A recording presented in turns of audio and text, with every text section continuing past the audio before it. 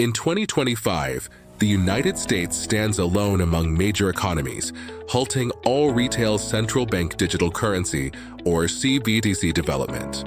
President Trump's executive order drove this decision, a significant policy reversal.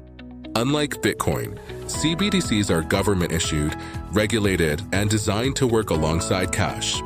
As of 2024, the Bahamas, Jamaica, and Nigeria have launched CBDCs. Other countries are researching versions. The Federal Reserve was expected to launch a digital dollar between 2025 and 2030, pending authorization.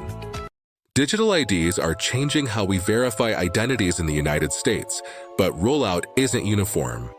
Instead of a federal system, expansion is state by state, creating diverse adoption. As of September 2024, 13 states offer mobile driver's licenses, or MDLs, on smartphones. These digital IDs integrate with smartphone apps and digital wallets like Apple Wallet and Google Wallet. The TSA is expanding acceptance at airports, with over 250 locations accepting MDLs. A catalyst is the Real ID deadline in May 2025. Traditional IDs won't be valid for federal purposes. Biometric verification, like facial recognition or fingerprint scanning, is a standard security feature. Digital ID development has varied. The Biden administration prioritizes privacy, while the Trump administration rolled back policies due to fraud concerns. This sparks debates about privacy, government oversight, and the security of digital systems. As digital IDs become prevalent, balancing convenience with security and privacy remains a challenge. Digital IDs are transforming how Americans verify their identity beyond physical cards. This is happening state by state, not as a single federal system, through smartphone apps and digital wallets. The TSA is expanding acceptance at over 250 airports, with plans for further integration throughout 2025, streamlining travel. A major driver is the Real ID deadline in May 2025. Non-compliant IDs won't be accepted for federal purposes, including domestic flights. Biometric verification, like facial recognition and fingerprint scanning, is becoming a common and secure feature within digital ID systems. The Biden administration views digital IDs as a modernization and cybersecurity priority. As this technology expands, debates about privacy and government oversight remain crucial. Imagine a new kind of money. Not cash, not just a bank number, but a central bank digital currency, or CBDC. It's a digital version of the US dollar, created and backed by the Federal Reserve. Unlike Bitcoin, which is decentralized and volatile, a CBDC would be stable and fully controlled by the government. Think of it as a digital dollar bill, guaranteed by the US government. The goal? Faster, cheaper, and safer payments. Government payments like tax refunds could arrive instantly in your digital wallet. Even people without bank accounts could access money directly from the central bank. It's about modernizing our financial system for the digital age. But there's a catch. Every transaction could be recorded by the government. That's a big shift from the privacy of cash. Buy a coffee with cash, and it's anonymous. Use a CBDC, and it's logged. This raises tough questions about privacy versus convenience. Would you trade anonymity for speed and security? Governments worldwide are wrestling with these questions right now. The future of money is up for debate. The US explored a digital dollar, with the Federal Reserve and Treasury weighing the pros and cons. They studied privacy, security, and how a CBDC might change our financial system. But in early 2025, President Trump halted all federal work on a digital dollar. The main concern? Government overreach and surveillance. Critics feared a CBDC could let the government monitor or block transactions. The administration framed the decision as protecting financial freedom and privacy. So, America paused its digital dollar plans.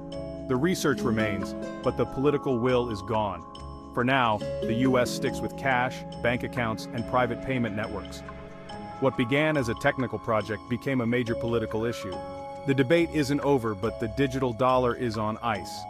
America's path now diverges from much of the world.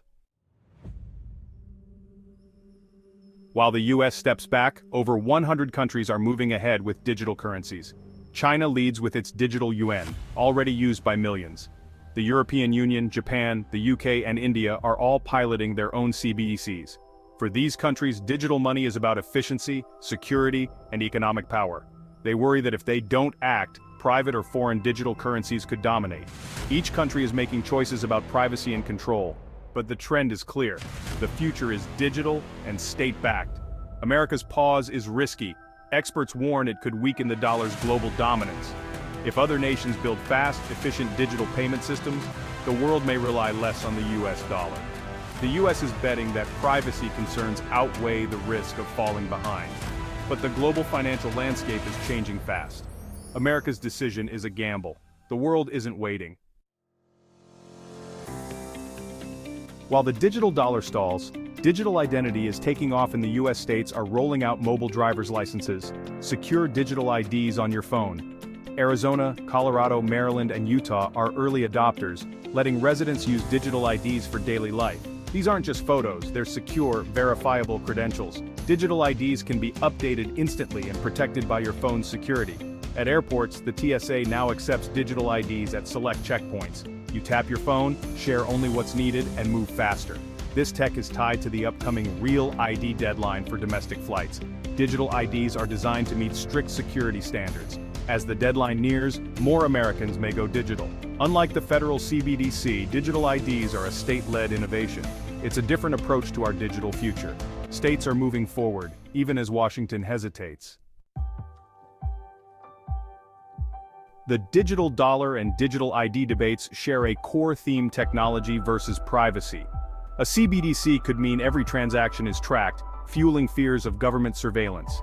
That's why the US halted its digital currency plans. Digital IDs, meanwhile, centralize personal data on your phone, raising questions about security and control. Who can access your data? How is it protected? Americans seem to prefer local, state-driven tech with clear benefits like faster airport lines over sweeping federal systems. The US is now an outlier: no digital dollar, but growing digital IDs. These choices reflect a nation still defining its digital boundaries. How much privacy are we willing to trade for convenience? The debate is far from over. America's digital future is still being written.